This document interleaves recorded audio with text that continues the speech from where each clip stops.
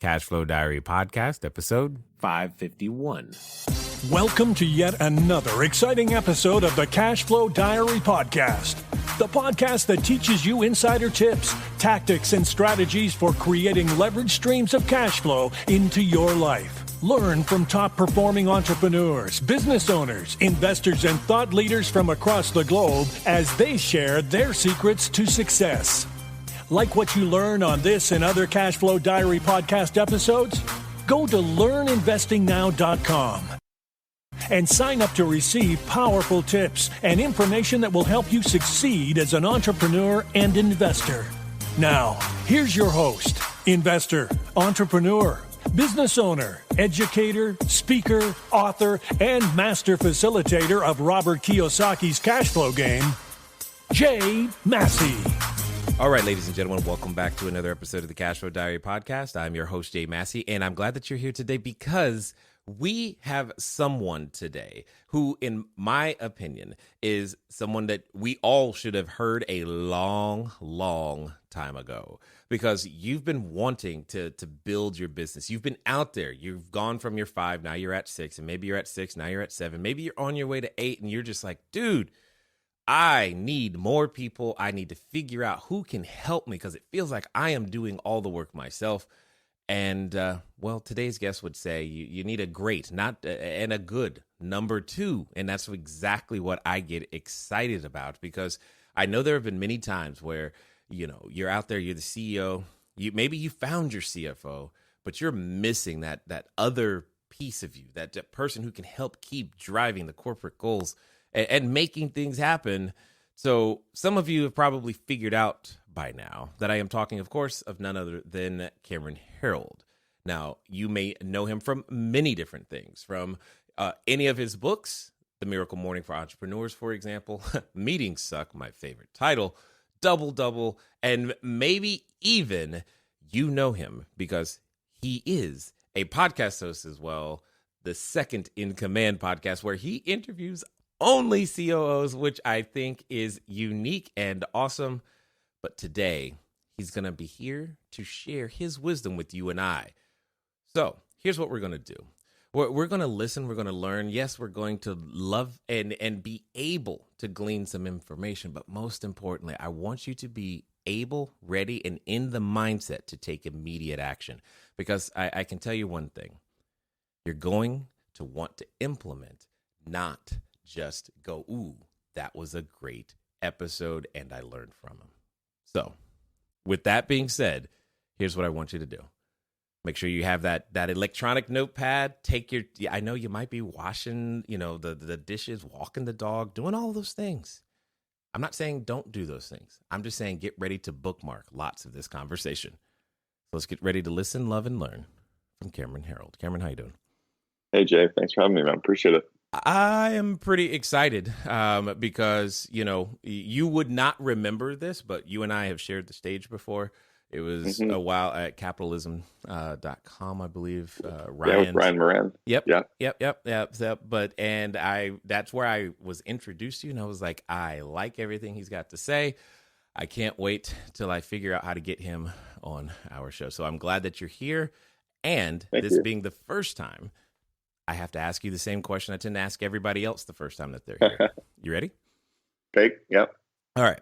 I tend to look at today's entrepreneurs like yesterday's superheroes, like Batman, Robin, Wonder Woman, etc., because I think entrepreneurs and superheroes have a ton of things in common. For example, as a, entrepreneur, occasionally I could envision myself flying around town, using our products and services, saving customers one sale at a time.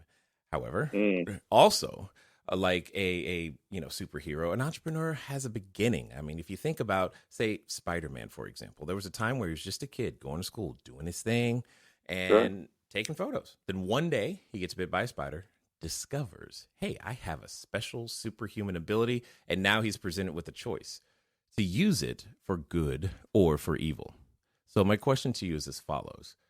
Before all of your books, before the COO Alliance, before, even 1-800-GOT-JUNK, before everything that everyone knows you for today, what we want to know is, who is Cameron Herold?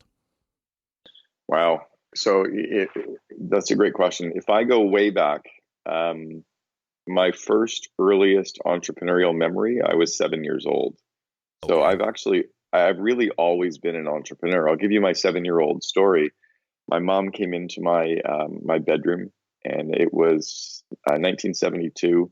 I was lying on the floor of my bedroom with one of those long extension phone cords. The door was closed, and I had the yellow pages open, and I was phoning dry cleaners. Now remember, I was 7 years old, and I was cold calling dry cleaners out of the yellow pages, and I was asking them how much they would pay me for coat hangers. Hmm. And the reason is, the day before I was at the dry cleaner, and my mom gave them a whole bunch of coat hangers, and they used to pay you 2 cents per coat hanger as a recycling fee, because then they would put those coat hangers back into their system again. Where nowadays we just throw them out, which is such a waste. Anyway, so I was calling, and I had one of them would only pay me 3 cents per coat hanger, and I was trying to get him to 4. And finally, I said, "How about 3.5 cents?" And he started laughing, and he goes, "What do you mean 3.5 cents?" I said, "Well, if I give you 2 coat hangers, you give me 7 cents." And he's like, "Kid, how old are you?" And I was like, "I'm 7." He goes, "I'll give you 3.5 cents." And my mom heard the whole conversation, and she said, "Well, where are you going to get the coat hangers?" And I kind of started to cry. And what she didn't realize was that whole day before, and the day that I was making the phone calls, I'd gone door to door in the neighborhood collecting door hangers from all of my neighbors. And I told my mom I was out playing with my friends. So I've been hardwired as an entrepreneur. I was groomed by my father and my grandparents as entrepreneurs. And my brother and sister and I today all own our own company. So it's all I've ever known. So I think, who am I before I started doing all this? I'm just me, man. I'm the same. I actually did a TED talk that's on the main TED.com site about raising kids as entrepreneurs. And I'm just the same kid I've always been. Oh, okay. So that's Sorry. this is no. This is great because what's going through my head right now is, well, my son, he's 8 at this moment, and I would love to catch him doing this. But what I'm thinking about is the fact, obviously, as a parent, you never want your kids to lie, and the one thing when it comes down to is like, I'm trying to figure out how would I respond if catching my kid in that type of like, I'd be so conflicted because you said you went to go play, but no, you were gathering inventory. Yeah, I think I'd be turning to my kid going, "Okay, here's the deal, kid. Don't lie to me. That's awesome you were doing that. You don't have to lie." And I'd be like so excited for them and show them it was okay to open the door to that conversation, because from Man. that point on, yeah, I was doing something entrepreneurial I probably had, I think it was about 15 or 16 different entrepreneurial ventures that I talk about in my TED talk by the time I was about 18 years old. Wow. Now, okay. Yeah. So there's like little legit businesses. I just I love everything that I just heard right there, and I just also want to catch some other people up. Yellow Pages. There was this book that had names and numbers in it, and then extension cords. Phones used to have cords on them. I know you have rotary. Rotary phones too. Exactly. I know those are things that are in museums today. I just want to make sure that everybody knows that they really did exist. Now, on this journey, because every entrepreneur, we all go through a journey. Most of us, because the thing that was unique that I can remember and that I know today, many entrepreneurs or many people are thinking is there's this desire to be the person out front. There's this desire to be the one in charge or seen in that way for many people, not everyone, for many. Mm-hmm. What I'm curious to hear is, if you're raised, your grandfather, father, your entrepreneurial family, but yet you're like, no, be a good number 2. I need to hear how that thought process developed. Well, the thought process, I guess, for me was one of my very first entrepreneurial ventures was with a group called College Pro Painters, and I was running a franchise of a big national house painting company. So even though I was an entrepreneur and had registered my own business and I had 12 employees, I was following their systems. Mm-hmm. And so I learned how to kind of work in an entrepreneurial way inside of a franchise system. So I think I supercharged my growth and my skill set. And then I did 3 companies in a row where I was really the second in command, where entrepreneurs met me, loved the energy and enthusiasm and leadership that I had, and the goal orientation I had, and the tenacity that I had. But they also really liked that I had a lot of the skills to grow companies that they'd never learned yet. So I kind of had a real world MBA at a very young age. I had 12 full-time employees when I was 21. So when I left there and I did this chain of auto body shops and a private currency company, and then I took 1-800-GOT-JUNK from 14 employees to 3,100 employees. When in doing all of those things, those the CEOs saw that I could do what they wanted to do, but they didn't know how to do it. And that's where I saw the match, what I kind of call the 2 in a box, between the CEO and the COO. So, and I guess my question becomes, how many times does someone come to you and just go, well, why not just be the CEO? Well, the CEO's well, and I am today, right? I run right. Yeah, you understand the irony, right? Yeah. Oh, yeah, for sure. Okay. So, though, I guess what happened was I got very inspired by 3 different entrepreneurs' visions that I got locked into their vision and excited to help them make it happen. So, if I walk you through each of them, a family friend had 7 auto body shops, collision repair chain shops, and he saw that I had built a franchise organization, multi-unit branding, marketing, PR, and asked me if I would come on as a partner in the company. So he gave me equity in the business, and I was able to help him expand it. I left 4.5 years later as we were taking the company public, and it became the largest collision repair chain in North America. It's called Gerber Auto Collision in the US. It's called Boyd Auto Body in Canada. And because I had done that, I was in an entrepreneurial group called EO, which was called the Entrepreneurs Organization. And because I was a co-founder, I qualified as the entrepreneur as well. Even though I was technically the second in command, I was still a co-founder of that business. Mm-hmm. So I was in a forum group, kind of a mastermind with other entrepreneurs. And one of the guys in my group had a company called the Rubbish Boys. And it was a small 5-truck operation hauling junk.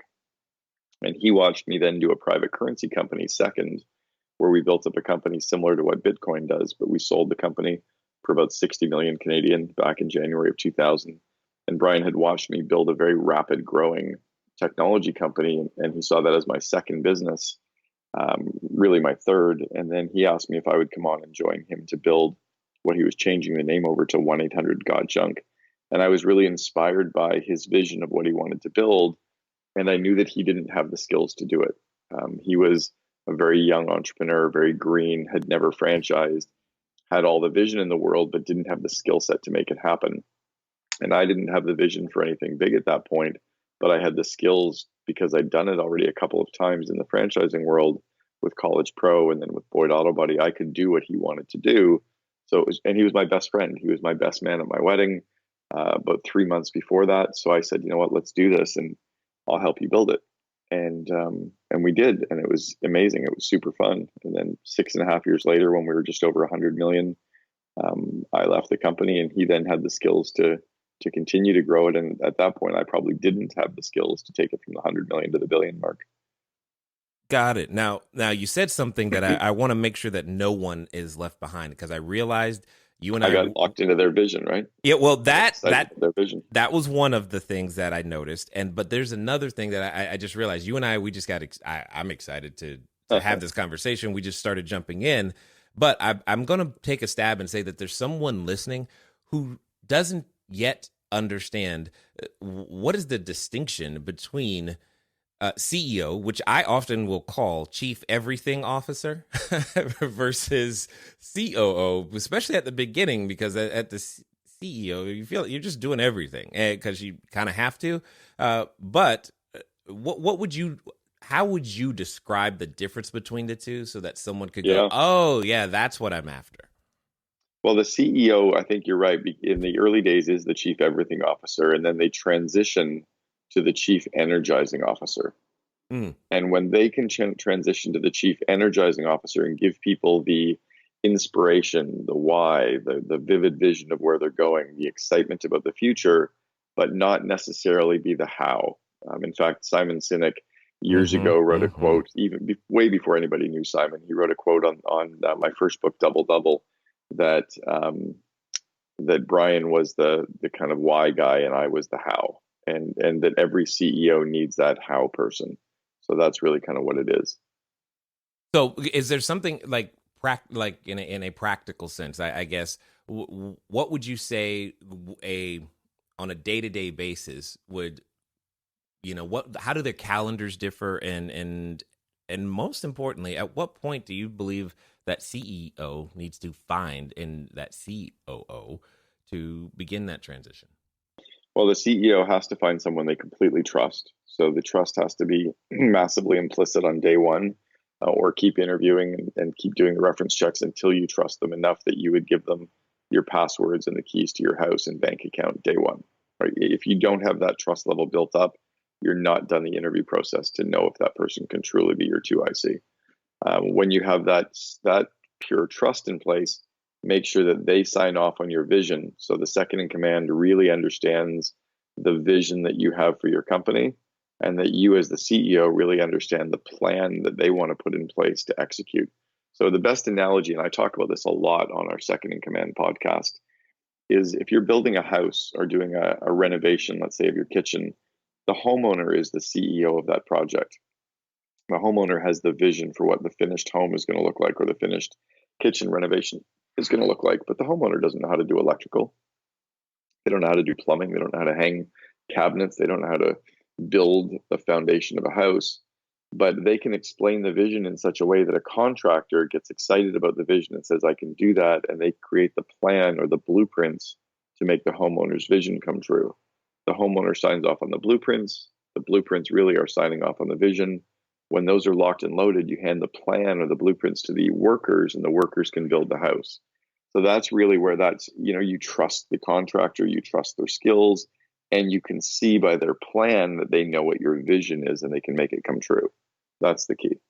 You have no idea just how appropriate that analogy is for me, having grown up in the real estate space, and when we're doing design, build, and construction, I'm always thinking architect, construction, and guiding that whole thing through.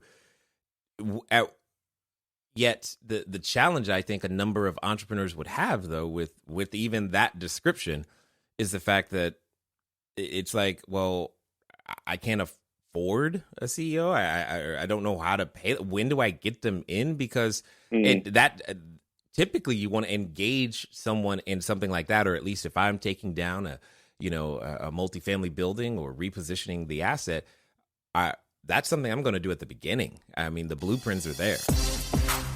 Hello there, entrepreneur. This is Jay Massey, and what I want to say to you is that the number one mistake that I have ever made in business, number one, has been waiting too long to do the books, waiting too long to get the bookkeepers, the accountants, the CPAs, the CFOs involved, and I don't want you to make that same mistake. That mistake cost me over 6 figures, and now for a significant discount, you have the ability to get your books together using FreshBooks. So what I want you to do is I want you to go over to gofreshbooks.com/cashflow diary. Again, that's gofreshbooks.com/cashflow diary. FreshBooks is the easy to use software designed to help you, the small business owner, the freelancer, get organized and save time on invoicing, getting paid faster, keeping those books in order so that it becomes a bonus for you to do your taxes as opposed to a burden. Go over to gofreshbooks.com/cashflow diary and get started today. And now let's get back to the rest of the story.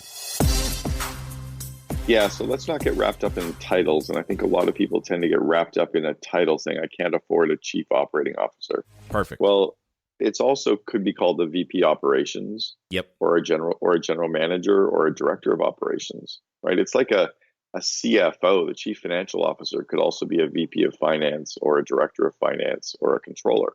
So you need to have someone helping, or a bookkeeper, right? You need to have someone doing some of the things you suck at. And I think the school system really messed up a lot of kids, me included, by telling us that if we were really bad at something, we had to get a tutor to become kind of average at what we were bad at. And what I think they should have said was, you know what, you suck at French. You don't ever have to learn French. Why don't you find somebody who's really good at French, and they'll write your French exams and you'll write the leadership exams. And I think in the business world, You can find fractional people to be your Mm-hmm. operations people. You could get a coach, like an EOS traction coach. I coach CEOs all over the world, but you don't necessarily have to find a full-time employee. Exactly. And that's what you went down the exact path that I was hoping you would, because that's honestly how I've had to do it myself. And at the end of the day, the skill sets are, well, I try to remind people, don't try to be good at something over there. I'm not going to even attempt it anymore. And Well, go ahead. it's even the core reason why I started what I call the COO Alliance. Oh, Is there's a million. Yeah, I started the only network of its kind in the world for the second in command. And the reason I did that is there's almost I don't know, 40 different amazing groups for entrepreneurs, right? We've got EO, which is the oh, Entrepreneurs yeah. Organization. You've got YPO, which is the Young Presidents Organization. We have Vistage. We've got the Genius Network, Baby Bathwater, Maverick, Go Abundance, the Brotherhood, all these amazing groups for entrepreneurs and all these great conferences for entrepreneurs. And the COOs go to those events, but they don't fit in. They know they don't fit. They want to get deeper into the issues. So I think the entrepreneur needs to know what needs to happen. The COO needs to know how to actually do it. So the entrepreneur needs to go, oh, there's systems for interviewing. The COO needs to learn all of the systems for interviewing, right? The CEO needs to go, oh, there's ways to run effective meetings. The COO needs to be taught how to run effective meetings, because entrepreneurs by nature are a little bit bipolar, very ADD, often on the spectrum for Tourette's. They're almost incapable of becoming great operational people. And what we're doing is we're trying to teach them how to run a company instead of saying, this is how a company runs. Now let's teach your team how to do it for you. Like, why would you teach a homeowner how to do electrical and plumbing? That's ridiculous. Right? Yeah, I'm yes, For real. it's laughable, and yet many of us have gone down that road. And I'm also laughing because what you said, I just used the exact same words to one of my best friends, because I was like, look, dude, you are operations all day. I can just see it in him, and I'm just like, don't. You're asking me. You do it. I don't know how. I know why. I know why we need to do it. I know how it. I know I have an idea that it should be done, but whatever way you want it done, then that's the way it needs to be done, and I'm good with that. And he's learned. It has taken him a while to understand that. Yeah, even though I'm footing the bill, I'm okay with whatever you say. And I always tell our contractors, like, look, if he's happy, I'm happy, because he understands what we're trying to achieve and can make that happen. So, which begs this is just begs the question now, because is this a place where an entrepreneur could go to help find his next COO? No, it's kind of, yeah, no, it's the protected class. Oh, I We actually will see. never recruit from the group because the entrepreneur is paying for their COO to be in it. And no one, Oh, got it, got and it, got it. we don't allow any of the entrepreneurs to come to our events. Got It's it, got it, got it. exclusively for second in clients in commands. Got it. Got so. Have you had any CEOs try to sneak in? Well, we have one who is a co-founder of a company, so they technically act as the second in command to their CEO. But they even realize that they kind of don't quite fit, because everybody really wants to get into the details. They really want to talk about operations and execution and culture and meeting rhythms and strategy and get into the details more. And entrepreneurs love staying at that 30,000-foot level, which they're Yeah. supposed to. Yeah, well, I was going to say, as you were talking about the things that they love, I kind of fell asleep a little bit, because I was like, I don't Yeah. want Right? those are not the things. I mean, I know they're important, and yes, they matter, but it's like, can someone else do that part, please? So I get that. Now, when it comes down to, you discovering this, I guess, this untapped, unserved, underserved market, you as a COO, but also that entrepreneur, who's selling coat hangers, you made the decision to cross over that line. Does it feel like you've betrayed your tribe in some way by becoming the CEO, or in No, because forming this? Well, no, because I've been running my company for 12 years. So my core purpose, Simon Sinek in his book Start With Why talked about really understanding your core purpose. And he and I were having dinner at my house years ago before he did his TED Talk. We were talking about what my core purpose is, and I said I've always loved helping entrepreneurs make their dreams happen. And for me, if you think about my books help entrepreneurs make their visions come true. My COO Alliance, by training their COOs, it helps the entrepreneur make their dream come true. My second Commandpodcast is information. So everything I do is consistent with helping those entrepreneurs, and I just have to build a company around it. So now I'm going to ask the opposite question. Someone listening is probably the COO, but currently trying to function as the CEO and playing out of position. How would they be able to identify that either in themselves, and more importantly, what do they do? Great question. So a really interesting example of this, and if you listen, I think it was like episode 2 of the Second in Command podcast, was Harley Finkelstein, who is the COO for Shopify. And I've known Harley for years. They had about 40 employees when I first met them, and they're now a multi-billion-dollar company. Harley was the COO to the company, but his partner and CEO was a very kind of inward-facing CEO. And they just recognized that Harley's role was to be that outward-facing, business development face of the company, even though his partner was very inward-facing. So the two I see, that two in a box kind of model, is very similar to like a husband and wife building a family, right? In the traditional 1950s, you had the pink jobs and the blue jobs, right? Guys did the stuff around the house, and women did all the cleaning and the laundry and the cooking. Well, fuck, I don't like doing all this shit. Or I screw up around the house. I love cooking. Man. So Me too. For me, I would rather cook and let my wife or girlfriend can do the electrical and the plumbing work, because I don't like that stuff. So that's really the way the CEO and COO work is.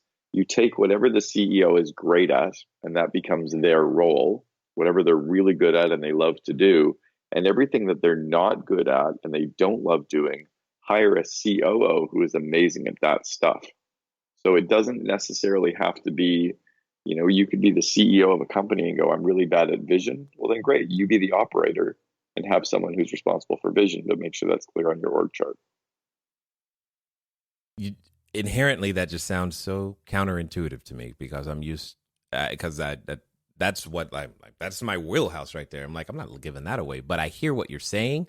Because you're strong in that, right? Yeah. Yes. But for an entrepreneur, we start a company for one of only 3 reasons, or the mesh of 3 reasons. One is to give us time, right? To give us free time. Number 2 is to spin off lots of cash for us, and number 3 is to create something, a legacy, or create something we're proud of. So what does it matter if you control vision if you're not good at it, and you can have somebody who can help that happen? As long as that creates your end goal of giving you time, money, and creating something, who cares? I've got a lot of CEOs who are terrible at finance, so their COO runs finance. Oh God, yeah. Right. Now I can structure the deal and think through those things, but man, the actual mechanics of the stuff. Anybody else. So why do it, right? And at the end of the day, but you'd get advice from your friend who's a lawyer. Oh, don't ever delegate finance. Well, why? I suck at finance. Well, and okay, so let real talk, Cameron, that you hit a sore spot, is because I have that exact issue right there when it comes to the finance. I've had to learn and relearn multiple times, because there was, to some degree, an over delegation, almost abdication on my part, to where we had with 2 different instances. One, it was they embezzled $800,000, the other was $400,000, and so I'm still trying to figure out where that happy medium is for me, so that and right now I feel like I've got too much. Yeah, I've got too much control over that right now, and I'm just like, got to figure it out. So you need to do what's called trust but verify, or inspect what you expect, are 2 really good kind of mantras to keep in mind when you delegate finance. So the trust but verify is that you might have an interim CFO. I've got a few that I have clients, I refer out to these people all the time. In fact, like let's say you're running a $5 million company and you can't afford a real CFO and you've got a controller and you're not good at finance, you get this interim CFO, and maybe for $1,000 a month, they take a look at your numbers, they take a look at your books, they inspect stuff for you, and they come back to you with the questions of things to dig into. So you can always get that's all kinds of work. Validation, right? It's huge, right? It's kind of like I've had the reason that I've coached so many CEOs around the world is they can't afford me full time as a COO, but they can't afford not to have me on their bench. Right. Right. For 3 hours a month, they've now got me as a part of their team. And that's exactly the type of stuff that's where we find ourselves, especially in that weird space between 2 and 10 million. It feels weird because it's like, I think I'm big enough, but if I do and don't, I mean, it can depend on how to make those things happen. So how much, I guess, credence or emphasis would you give to the industry experience? For example, a number of the people who listen here, obviously we're in the real estate world. We're always trying to build cash flow of some kind. So while we are asset agnostic, at the same time, the goals are very, very similar in terms of, generating some sort of cash flow or free cash flow on a quarterly, annual basis. Often leveraging real estate, not always. For example, we have a number of people who are currently focusing on short-term rentals. And one of the things that particular model affords itself is, you can get to, the 2, the 3, the 4 million category really, really quickly sometimes. And it's usually faster than what maybe your skill set has had a chance to catch up on when it comes to team building and understanding other people's roles. I'm saying this because a lot of the people in the that I would traditionally think or try to tap for operations, they may not have any sort of experience in terms of the particular industry. How much weight do we? I give a lot of credence. It depends on the industry. So, as an example, in junk removal, when we were hauling junk from people's homes or businesses to the dump, we weren't really in the business of junk removal. We were in the franchising space. Okay. So I had a lot of depth in franchising. Brian had never franchised his company. I'd already been a franchisee and a franchisor in 2 countries with 3 companies. I had some depth. So I was able to walk in, and based on my franchising experience and having done it with 2 really great companies and been on both sides, I was able to do stuff because I knew how to do it. In fact, I came back in on my first day. I was supposed to go out and ride in the trucks for a couple of days. I came in at lunch on my first day, and Brian's like, dude, you're supposed to be out in the trucks. I'm like, dude, I get it. We pick up junk, we put it in the truck, we throw it out. I got it. That's not what we do. But in other businesses, let's say you're building houses, you would really want somebody who had been in the house building because there's so many complexities for that industry. Right. So I think it just definitely varies. But if you're in the technology space of building an app like WhatsApp, a telephone app, it doesn't matter if you go from that to a FreshBooks and you're building an accounting software. You're really a technology company. Understood. Right? You're not an accounting company versus. So I think it just depends on the space itself. The second part is you really want somebody who's good at the stuff you're not. Well, not just good though. What if? I mean, because I still marvel, but how important is it for them to actually enjoy it? Because sometimes we can be good at something that we don't actually find enjoyable. Well, what do you mean by that? Well, so for example, I can think of many people, and the easiest example I can think of is someone who, while growing up, they were told to play the piano, and they're good at it, but they don't enjoy it. So Dan Sullivan, who started a program called Strategic Coach, I've done 7 years of his program over the years, talks about something called unique ability. And his idea is that you basically categorize all the stuff that you do in one of 4 ways. Either I for incompetent, C for competent, E for excellent, and U for unique ability. So incompetent is you suck at it. Right now I am incompetent at guitar, but I'm going to learn this damn thing. Competent means, I'm getting to be okay at it, right? I'm okay at riding a bike. Excellent means you're really, really good at it, but you don't necessarily love doing it. So I'm really good at sales, but I don't love sales. I don't love doing the cold calling. I don't really love having done it. But I'm really, really good at sales. Unique ability is something that you're so good at that you would do it for free, except you've got to pay for your food, right? I got to pay for my kids' lives. But, or every time I do it, people are like, wow, he's really good at it. Or when you do it, you just get energized from it. For me, that would be like doing a speaking event. Yes. I've done paid speaking events in 27 countries on 6 continents. I had the publisher of Forbes magazine say I'm the best business speaker he's seen in 19 years. I think that's probably a unique ability for me. So yeah, if you have stuff on your plate that you're really, really good at, but you don't love doing, that's the stuff you want to push over to a second in command and have somebody who looks at that and goes, oh my God, I could do that stuff in my sleep. I love that stuff. And for Harley and I can't grab his co-founder's name at Shopify, but for Harley and his co-founder at Shopify, his CEO didn't like the outward-facing business development, PR, and sales. It drained him. He liked the inward-facing engineering and technology and IT sides of the business. And Harley was like, I don't love that stuff. I love everything to do with the energy of people.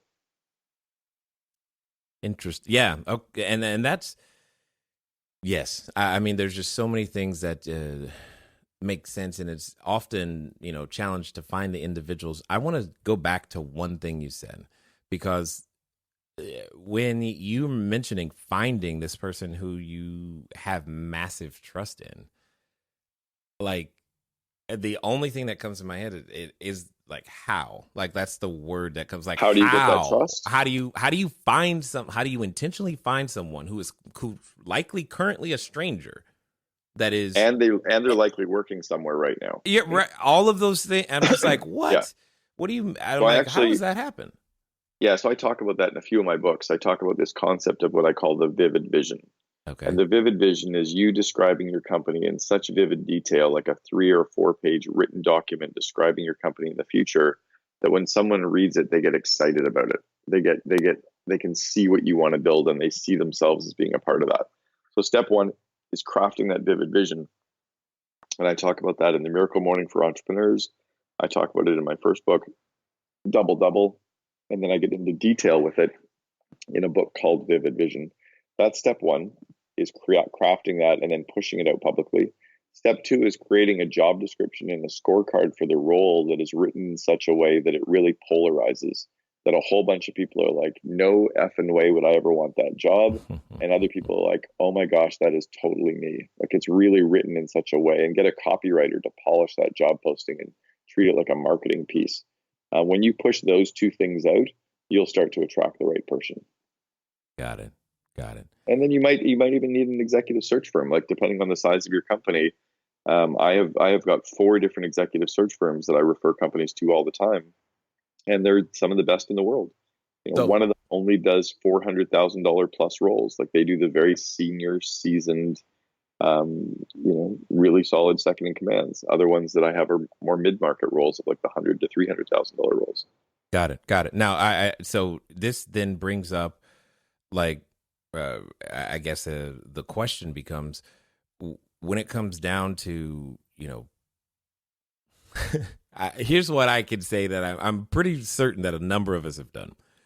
We have taken maybe our executive assistant or someone of that nature who's in that role, and to some degree, maybe put him or her in a de facto state of, like, here's all the stuff that I don't want to do, but they're not necessarily charged with that. But that, I think that kind of happens by default to some degree. Yeah, we promote them to their ceiling of complexity, right? We promote them to their level of incompetence, which is sad, because it's a lot more responsibility than they can handle, and it's stuff that they're not good at, and we just end up kind of beating them up about it. Got it. Yeah. Okay. Interesting. This is, but this is, it's one of those necessary pieces. Like I learned a while ago, if you can get it CEO and CFO on the same page, your company can go far, but you still need that, operations person, and for lack of a better word, that triangle, if I'm thinking basketball, that triangle offense is pretty strong when you can get it going. What would you say has been, in your travels, talking to entrepreneurs, all the stuff you've done, What would you say has been the telltale sign, like when someone is coming to you, or approaching you, or talking to you, or has a question, where you can go, oh, you need a second in command? Like, what are the external, evidence on a company standpoint that makes you think that all the time?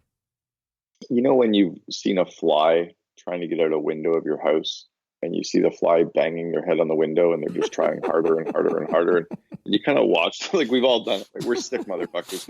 We sit there and we look at the fly and we're like, you stupid fucker. Like, there's a door 12 feet to the right. Turn and go out the door. You're free, but you're going to bang your head against that window for the rest of the day. And sure enough, they end up dead sitting on the window ledge. That's the telltale sign. You watch these entrepreneurs, and I do it all the time, trying harder. I'm like, dude, there's such an easier way. So, and for me, I like giving them the cheat sheets. I like giving them the shortcuts and showing them where those little doors are that they can just turn and go out. And when you give them that, all of a sudden they're home free. Got it.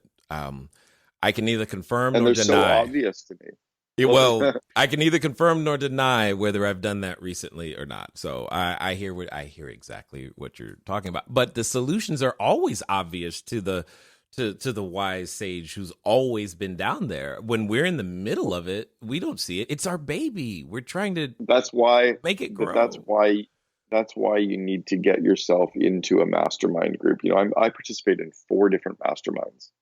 Like, I pay to be in Strategic Coach. I pay to be in the Genius Network. I pay to go to Baby Bathwater. I pay to go to Abundance 360. 5. And I pay to go to the main TED conference every year, 5 days of it. So when you surround yourself with all of these other people, and you're no longer the smartest person in the room, right? When you're the smartest person in the room, you're in the wrong room. So when you can surround yourself with these other people, and they can see your shortcuts for you, and you can go in and be vulnerable enough to go, I don't know what the fuck I'm doing. And they go, well, I can help you. You go, great, show me. And then you can kind of synthesize all of their ideas, and it shortcuts it for you. I love it a lot. Most entrepreneurs won't. They'll be like, nope, I'm just going to work harder. Well, then you're just like that fly banging your head. And when you're ready to learn, get into a mastermind, get the right coach in place, start learning from everybody else's shortcuts. Yeah. Until then, just keep banging your head on the window.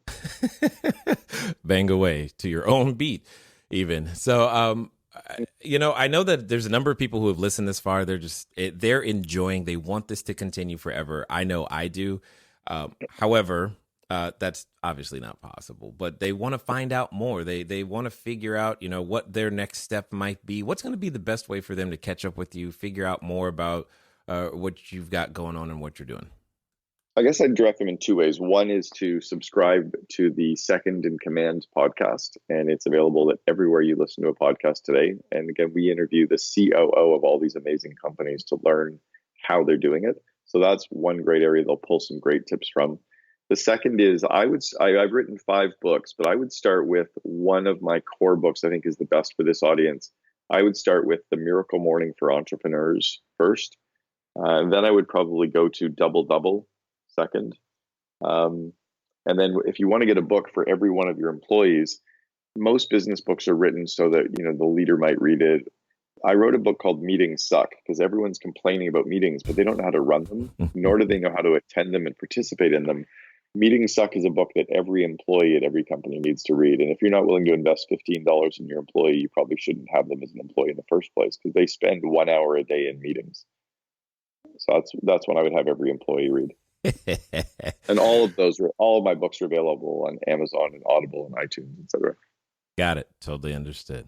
Excellent. Now, as we wind down, I've got a final question for you. I'm curious to hear your answer for sure. Especially given how it all started with coat hangers all those years ago. There's a number of individuals who have listened this far, and maybe we got them. We finally got them to what I call that precipice of decision. They've been thinking about it, and they said, you know what, that's it. I'm doing it. I'm going to make it happen. Whether that's I'm getting started in business, or I'm going from 6 to 7, I'm going from 7 to 8. Today's the day. I'm finally hiring that person. Whatever it is, we got them to that line. Now, like I know, that oftentimes as humans, when we get to that precipice of decision, there's a companion that we have, and that companion often comes in a form of a voice, and it's a voice that reminds us why it didn't work last time, how it might not work this time. And don't you understand what you were trying to achieve is so grand? I mean, man, that's the vision is bigger than you. There's no way you're going to find the right person. It reminds us of all of those things, and for some people, they're related to that voice. So my question to you is as follows. Let's pretend that this time it's going to be different. They're going to do exactly what you say, and they're going to do it in the next 24 to 48 hours. What would you suggest that they do? It's kind of like when you were a kid. Remember when we were like 7 years old and we were out running in the bush or a park, and there's a creek, and you want to jump across the creek? Mm-hmm. You can't jump part way because you get a soaker, right? Yep. You gotta go for it. You gotta jump the whole way. And I think to be an entrepreneur, you gotta jump. You've gotta jump. And then it comes down to really three things: focus, faith, and effort. Really, really, truly stay focused. And if you disperse light, it lights up a room. But if you highly focus light, it cuts like a laser. So truly focusing your time, your energy, your marketing, everything has to be hyper focused. Next is your faith. You have to protect your confidence in yourself, your market, your team, your business, your ideas, your learning. So really working every day to keep your level of your faith in yourself and everything up. And then third is effort, like truly putting in the effort, right? Working for yourself is not easier than having a job. It is harder. It is longer. It's more frustrating. You will have sleepless nights, but you have to put in the work. And if you do those three things, you'll be successful. I love it. Every time I hear you, I get excited, re-energized, and I start to believe again. I can find that second in command. They're out there somewhere. And I definitely appreciate everything that you're doing for the business community, entrepreneurs as a whole, and for recognizing and doing something about the fact that, COOs have been overlooked for far too long, and you've chosen to do something about it. I definitely want to be the first to say I just appreciate you taking the time to share your knowledge, wisdom, and insight here with us today at the Cashflow Diary, sir. Hey, Jay, thanks very much for having me. Appreciate it. All right, ladies and gentlemen, you know what time it is. It's time for you to move at the speed of instruction. What does that mean? Well, clearly it means you have 3 books on your list now. 1, Miracle Morning for Entrepreneurs. You have Double Double. And then, yes, meetings suck because you've already said those words, so you might as well read the book. And at the end of the day, you know it is time to move forward. You have been given very clear, very important direction. And most importantly, it is something that you can do. You've had the vision, and now it's time to bring it to life. Ladies and gentlemen, it's been fun talking to you guys today. I look forward to talking to you soon. Until next time.